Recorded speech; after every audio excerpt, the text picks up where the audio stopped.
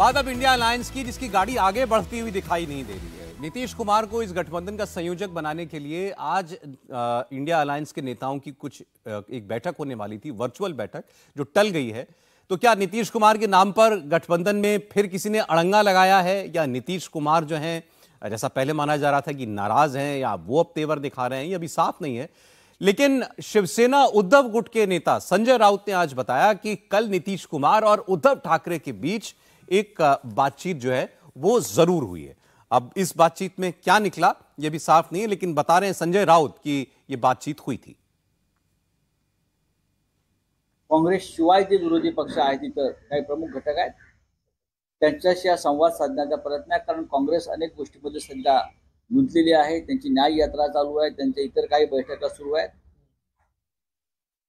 पण त्यांच्यावरती फार भार न टाकता इंडिया आघाडीचे संघटन बनवण्याची जबाबदारी प्रत्येकाने घेतली पाहिजे, ही आमच्या सगळ्यांची भूमिका आहे। आणि या संदर्भात काल नीतीश कुमार आणि उद्धवजींशी चर्चा झाली।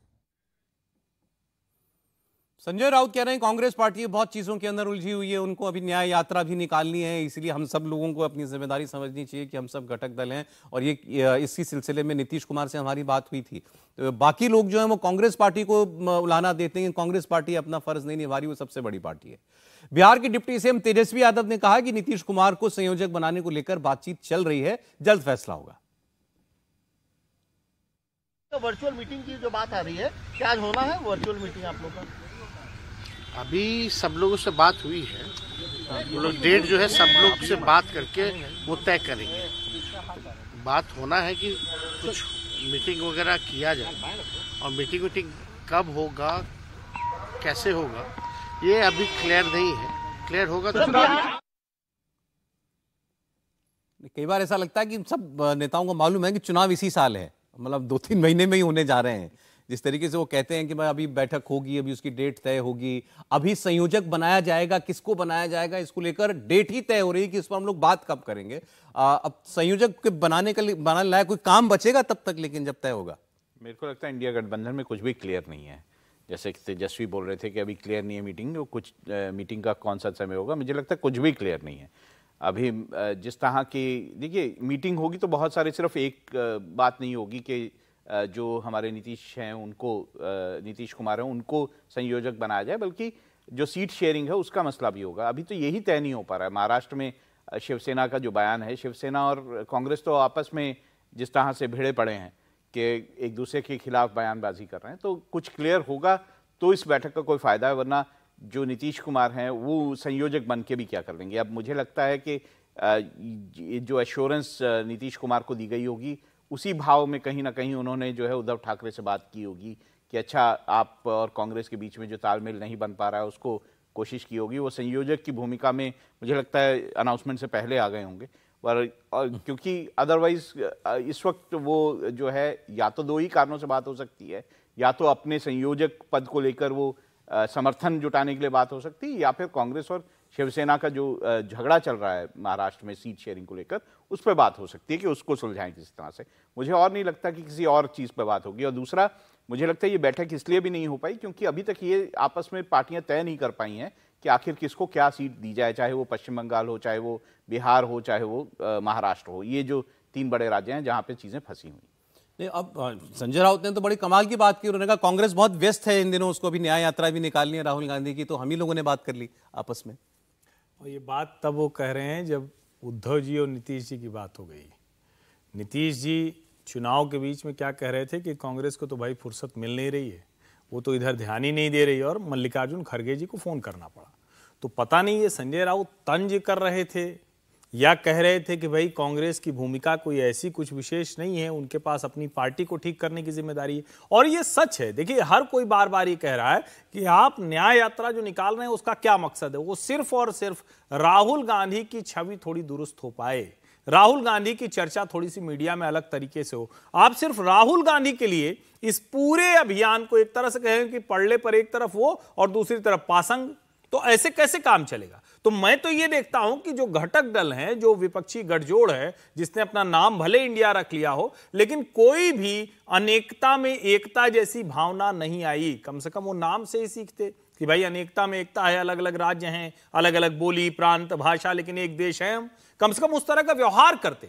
मुझे लगता है मूल समस्या वही है। और नीतीश कुमार जी के बारे में पुनः दोहरा रहा हूं, संयोजक का पद मिलने में उनको जितनी देर हो रही है, उतनी देर इस गठजोड़ के लिए मुश्किल का, जो कहते हैं ना कि वो पैरामीटर अगर कोई है तो उतनी देर ही वो पैरामीटर धीरे धीरे बढ़ता चला जा रहा है। लालू जी को ये बड़ी चिंता कर रहा होगा, लालू जी के लिए बहुत चिंता की बात है। और वो चिंता अगर आप देखें तो तेजस्वी यादव जब बयान दे रहे थे, कुछ क्लियर नहीं हुआ है, कुछ हम कर लेंगे, तो उनके बयान से वो बड़ा स्पष्ट दिखता है कि नीतीश जी ने अब दबाव बढ़ा दिया है। समीर जी, मुझे लगता है नीतीश जी इतने संयोजक बनने के लिए परेशान क्यों हैं, इतने आतुर क्यों हैं?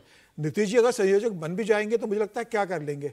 ये इस इंडिया गठबंधन में सबकी अपनी अपनी डपली, अपना अपना राग है, सबके अपने अपने टापू है, सब अपने अपने टापू के सुल्तान है, कोई एक दूसरे को किसी से कम आंकता नहीं है। मुझे लग रहा है कि नीतीश कुमार के बनने के बाद भी क्या नीतीश कुमार ममता बनर्जी को समझा पाएंगे? नीतीश कुमार अपने बिहार के अंदर लालू को अपनी बात से समझा नहीं सकते, क्या अरविंद केजरीवाल और कांग्रेस की वो समझौता करवा पाएंगे?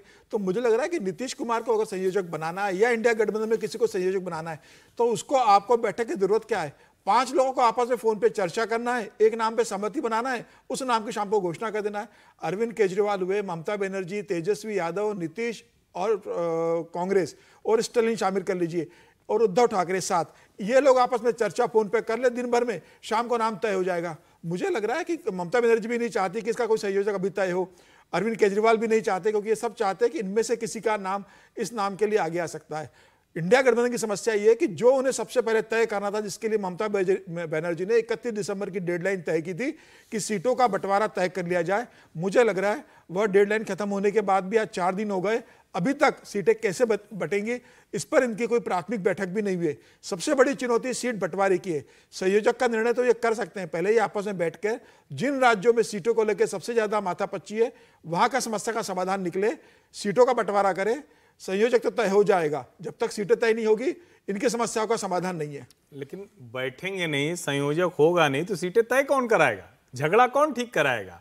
आपको लगता है ना कोई एक व्यक्ति होना चाहिए जो कहेगा अच्छा भाई चलो 3 सीट तुम इधर रख लो, 2 सीट इधर हम तुम्हारे लिए कर देते हैं? कोई तो होना चाहिए ना जो आपको बीच में ले आ पाए, जिसको हम मध्यस्थ कहते हैं, मीडिएटर कहते हैं। वही काम संयोजक का होता है। और मेरा ये मानना है कि वो काम नीतीश कुमार कर सकते थे, लेकिन अब नीतीश कुमार की भी जो कहे कि छवि है, उनका जो एक पर्सोना बना था, जो व्यक्तित्व बना था, उसमें इतना क्षरण हो गया है पिछले कुछ दिनों में कि शायद उसको लेकर भी बहुत बड़ा प्रश्न चिन्ह खड़ा हो गया है। ये वजह है असली समस्या। ये नहीं कि संयोजक की सुनेगा कौन? अगर नीतीश कुमार को भी बना भी दिया तो महाराष्ट्र के अंदर न उद्धव ठाकरे, न शरद पवार, न कांग्रेस नीतीश कुमार के फॉर्मूले को स्वीकार करेगी। वहां तीनों अपना दावा कर रहे हैं और तीनों को आपस में सहमति बनाना पड़ेगी, उसमें नीतीश कुमार कोई भूमिका निभा नहीं सकते। बंगाल के अंदर भी ममता बनर्जी कांग्रेस को क्या सीटें देगी ममता बनर्जी तय करेगी, नीतीश कुमार उसमें हस्तक्षेप नहीं कर सकते। नीतीश कुमार संयोजक बनने के बाद अपने बिहार की समस्या का समाधान ये नहीं निकाल सकते कि वहां लालू, कांग्रेस और नीतीश कुमार और माले या लेफ्ट मिलकर कैसे लड़ेंगे, उसका समस्या का समाधान भी उनके पास नहीं है। कांग्रेस और केजरीवाल के बीच वो दिल्ली और पंजाब के अंदर सहमति नहीं करवा सकते। तो मुझे लग रहा है कि भले नीतीश कुमार संयोजक बन जाए, नीतीश कुमार किसी भी स्थिति में इनकी हैसियत नहीं रहेगी कि वो जो कहेंगे वो सारे घटक दल मान लेंगे और सीटों का डिस्ट्रीब्यूशन हो जाएगा। ये तो उन्हीं लोगों को तय करना पड़ेगा। बंगाल में ममता और कांग्रेस को ही तय करना पड़ेगा, महाराष्ट्र में उद्धव, कांग्रेस और शरद पवार को ही तय करना पड़ेगा, कांग्रेस और अरविंद केजरीवाल को दिल्ली और पंजाब में तय करना पड़ेगा कि आपस में सीटों का बंटवारा कैसा करना है। इनके बीच आपस में सहमति बनेगी तो सीटों का बंटवारा होगा। संयोजक कोई भी बन जाए, जब तक इनके जो बड़े नेता है उनकी भी सहमति नहीं बनेगी, सीटों का बंटवारा इनके बीच असंभव है। देखिए प्रैक्टिकल बात तो यही है, और कांग्रेस को ही हर राज्य के अंदर अलग अलग दलों से बात करनी है, और उसने अपनी एक कमेटी बना दी है, वो alliance committee, national alliance committee, जिसको चर्चा करनी है। कहा जा रहा है कि उसने अपने इंटरनल बातचीत शुरू कर दी है, अपने लोगों से बात करना, फिर उसके बाद वो सहयोगियों से अब चर्चा करेगी। पहले तो तय यही हुआ था कि राज्य स्तर पर जो कमेटी है, राज्य स्तर में जो संगठन है वो आपस में बात कर लेगा, जो भी वहाँ पे क्षेत्रीय दल है उसके साथ, और उसके बाद जो है अगर कोई प्रॉब्लम आती है तो केंद्र, जो ये घटक दल का केंद्रीय वो है, उसमें आके समस्या को सुलझाएगा या उसका समाधान किया जाएगा। लेकिन मुझे लगता है वहाँ पे भी बात नहीं, फिर बाद में ये बातें आनी शुरू हुई कि जो घटक दल जो है जिस राज्य में सबसे बड़ा है या सबसे ताकतवर है वो तय करेगा कि दूसरे कांग्रेस को या किसी और दल को क्या सीटें देनी है। वो भी कुछ समझ नहीं आ रहा कि उसने भी कुछ तय नहीं किया। देखिए, अगर पश्चिम बंगाल की ही हम बात करें तो ममता बनर्जी को अब तक तय कर देना चाहिए था कि मैं कांग्रेस को इतनी सीटें दूंगी, उस पर बंटवारा हो जाना चाहिए था, तय हो जाना चाहिए था, लेकिन वो भी कहाँ सामने आ पा रहा है। तो मुझे लगता है कि सीट शेयरिंग जो है वो जब तक इस गठबंधन की नहीं हो पाएगी, मुझे नहीं लगता कि इसका कोई भविष्य दिखाई दे। अच्छा, एक इंटरेस्टिंग खबर सीधे राजनीति से जुड़ी हुई नहीं है, लेकिन 2 दिन पहले विश्व हिंदू परिषद की तरफ से नीतीश कुमार और लालू यादव को अयोध्या के समारोह में शामिल होने के लिए उनसे समय मांगा गया था। समय अभी तक दिया नहीं गया है, मतलब लालू यादव और नीतीश कुमार दोनों को न्योता जा रहा है, इसका मतलब ये हुआ? नहीं, ये सचमुच जिसको कहें कि आश्चर्यजनक कहा जा सकता है। नीतीश जी को न्योता जाना तो आश्चर्यजनक नहीं है, लेकिन वो लालू प्रसाद यादव जो जिनकी पूरी राजनीति है वो कहते हैं कि भाई ये कम्युनल लोग हैं, ये सांप्रदायिक लोग हैं और हमने तो अडवाणी जी की रथ यात्रा रोकी थी, बार बार ये कहा जाता है। अब अगर विश्व हिंदू परिषद श्री राम जन्मभूमि तीर्थ क्षेत्र न्यास उनको भी निमंत्रण दे रहा है तो इसका मतलब बड़ी सीधी सी बात है, वो तो आगे बढ़ गए, वो तो राम सब के हैं इस अवधारणा को ही स्थापित कर रहे हैं। लेकिन क्या राम सबके हैं इस अवधारणा को नीतीश कुमार और लालू प्रसाद यादव आगे बढ़ाएंगे? और क्या ऐसा होगा कि नीतीश कुमार जी हमें उस कार्यक्रम में दिखेंगे, लालू जी तो जाएंगे, ये बड़ा मुश्किल दिखता है, लेकिन नीतीश जी क्या उस मंच पर वहां बैठे होंगे और मुस्कुराते हुए लोगों से मिल रहे होंगे अपने पुराने सहयोगियों से? हो सकता है बयान भी दे दें, जैसे एक बार पहले भी दिया था एक हॉल में, तो फिर से बयान दे दें कि हमारे पुराने साथी, इनको हम कहाँ भूल सकते हैं। तो राजनीति बड़ी रोचक होने जा रही है। राम का मंदिर बन रहा है, लड़ाई इसकी बहुत जबरदस्त हुई, अब बनने के बाद जो हो रहा है वो भी बड़ा रोचक हो रहा है, वो भी बहुत जबरदस्त घटनाक्रम है जो 2024 के चुनाव पर बड़े राजनीतिक प्रभाव डालेंगे। नहीं, नीतीश कुमार जी को जाना चले भी जाएं। देखिए, मां जानकी शायद क्या मुझे लगता है कि नीतीश कुमार लगभग जाएंगे ही जाएंगे, उसमें कोई मुझे संदेह नहीं दिखता है। लालू जी नहीं जाएंगे। और देखिए, फिर मैं कह रहा हूं, समय रहते नीतीश जी को संयोजक नहीं बनाया तो मुट्ठी में जैसे रेत होती है ना, नीतीश जी भी फिसलते जा रहे हैं। अब ये तय करें लालू जी और सोनिया जी। मैं बार बार कह रहा हूं, ये तय 2 ही लोगों को करना है, लालू प्रसाद यादव और श्रीमती सोनिया गांधी। देखिए, अगर नीतीश कुमार जो है पुनौरा धाम में मां जानकी का जो जन्म स्थान है उसको बनवा रहे हैं तो उनका तो बनता है, एक तरफ वो मां जानकी का अगर जन्म स्थान है उसमें पैसा लगा के पूरा राज्य सरकार की तरफ से बना रहे हैं तो उनका बनता है कि वो जाएं, भगवान राम का जो ये पूरा आयोजन हो रहा है वहाँ पर अयोध्या में। और दूसरी तरफ मैंने ये देखा है कि नीतीश कुमार उस तरह से धार्मिक आयोजनों में जाते भी हैं, जैसे नवरात्र के वक्त हमने उनको देखा कि वो जो है माँ दुर्गा के पंडालों में गए, वहाँ पे उन्होंने पूजा अर्चना की। तो मुझे लगता है कि नीतीश कुमार के लिए इतनी समस्या नहीं होगी। हाँ, लालू प्रसाद यादव जाते हैं या नहीं जाते हैं उसको लेकर संशय, उनको लेकिन न्योता मिला, ये वाकई में आश्चर्य का विषय है। अडवाणी जी का रथ रोकने वाले लालू यादव, गिरफ्तार करने वाले, उनको न्योता दिया जा रहा है राम मंदिर के लिए। देखिए, राम मंदिर ट्रस्ट डिसाइड नहीं कर रहा है कि किसको आमंत्रण दे रहा है, ये सब जानते हैं कि उसके पीछे कौन है, कि किसको बुलाना है किसको नहीं बुलाना। उद्धव ठाकरे को मुझे लगता है कि बुलाना चाहिए था। अगर उद्धव ठाकरे को निमंत्रण नहीं दिया जा रहा है और लालू प्रसाद यादव को निमंत्रण दिया जा रहा है तो इसके पीछे की राजनीति सब समझते हैं। मुझे लग रहा है विश्व हिंदू परिषद को या ट्रस्ट को इससे बचना चाहिए। आप उद्धव ठाकरे को भी बुलाइए, भले ही राजनीतिक रूप से वो भारतीय जनता पार्टी के खिलाफ खड़े हो आज की तारीख में, लेकिन शिवसेना, बाला साहेब ठाकरे, उद्धव ठाकरे के इतिहास को भी नहीं भूलना चाहिए। जब आप बुला रहे हो तो आपको उन लोगों को भी ध्यान रखना चाहिए जिनकी इसमें बड़ी भूमिका रही है और जिन्होंने अपना योगदान दिया। मुझे लगता है उन्हें भी इसके लिए आमंत्रण दिया जाना चाहिए। नहीं, फिर तो अब अखिलेश यादव को भी चला जाए निमंत्रण, कौन क्या कह सकता है? अगर लालू यादव को जा सकता है, बिल्कुल जाएगा। नहीं, अभी 22 जनवरी तक सबको निमंत्रण जाने की गुंजाइश भी है, क्योंकि घर में भी जब शादी विवाह पड़ता है तो न्योता तो आखिरी दिन तक बढ़ता है। कभी भी कुछ होता है कि एकदम उसी शादी के दिन तो कहते हैं, लड़के को भेज देते हैं, जरा स्कूटर उठाओ जल्दी से दे के चले आओ। तो ये वाला भी न्योता जाएगा और वो न्योता भी निश्चित तौर पर उसके राजनीतिक निहितार्थ भी होंगे और होना भी चाहिए। मैं मानता हूं कि आज जो ये राम मंदिर बन रहा है इसके मूल में राजनीति का शामिल होना है। अगर राजनीति नहीं होती, लोकतांत्रिक तौर पर जनता ने दबाव नहीं बनाया होता तो ये भव्य राम मंदिर नहीं बनता। तो मुझे लगता है राजनीति होगी, होनी ही चाहिए और राजनीतिक तौर पर इसको देखना भी चाहिए। अच्छा, इस खबर का जो दूसरा हिस्सा है उस पर हम इन लोगों ने बात नहीं करी, समय नहीं मिला है अभी तक उनसे बात करने का, जो निमंत्रण देने के लिए समय मांगा गया है। देखिए, धर्म संकट उधर ही है। विश्व हिंदू परिषद या श्री राम जन्मभूमि तीर्थ क्षेत्र न्यास को कोई धर्म संकट नहीं है। उनके लिए तो कोई भी आए वो सबके राम कहकर सबको स्वीकार कर रहे हैं और राष्ट्रीय स्वयंसेवक संघ के तो बड़े पदाधिकारियों से चर्चा में जो हम लोगों की भी समझ में आया कि वो ये कह रहे हैं कि किसी को भी इसमें किनारे करना ही नहीं है। राजनीति जो होती है वो लड़ते रहे अपना, लेकिन हमें तो सबके राम, वो राम जो संपूर्ण विश्व में जिनके निशान है, जिनको मानने वाले पूरी दुनिया में हैं। दुनिया के अलग अलग देशों में राम को लेकर उनकी अपनी कथा, उनकी अपनी परंपरा, उनका अपना संवाद का तरीका, उनकी अपनी विरासत, और जाने कितनी तरह की राम कथा है। उसमें हम किसी को सिर्फ इस वजह से कर दें कि उसने एक समय में इस मंदिर के खिलाफ किया था, ये ठीक नहीं होगा। इसको लेकर राष्ट्रीय स्वयंसेवक संघ बहुत, जिसको कहें कि उसमें जरा सा भ्रम नहीं, भ्रम इन लोगों के भीतर है, क्योंकि इनको साफ लगता है कि कहीं हम चले गए तो हमारे लिए मुश्किल न हो जाए। हम जो राजनीति कर रहे हैं उसमें थोड़ा सा और 2 कदम आगे 1 कदम पीछे, या 1 कदम आगे 2 कदम पीछे, वो वाली स्थिति ना हो, तो धर्म संकट उधर ही।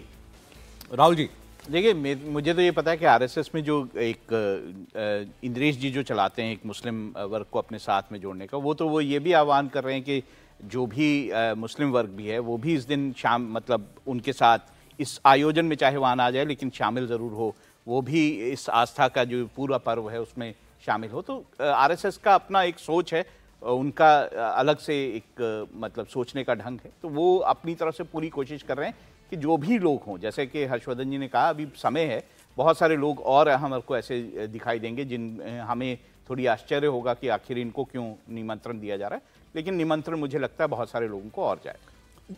मुझे लगता है कुछ लोगों को ऐसा निमंत्रण भी जाएगा जैसे लाल कृष्ण आडवाणी और मुरली मनोहर जोशी को गया है कि आपको निमंत्रण तो दिया जा रहा है, लेकिन किस तरीके से दिया जा रहा है और क्या संदेश दिया जा रहा है, मुझे लग रहा है वो कुछ और लोगों को भी जाएगा।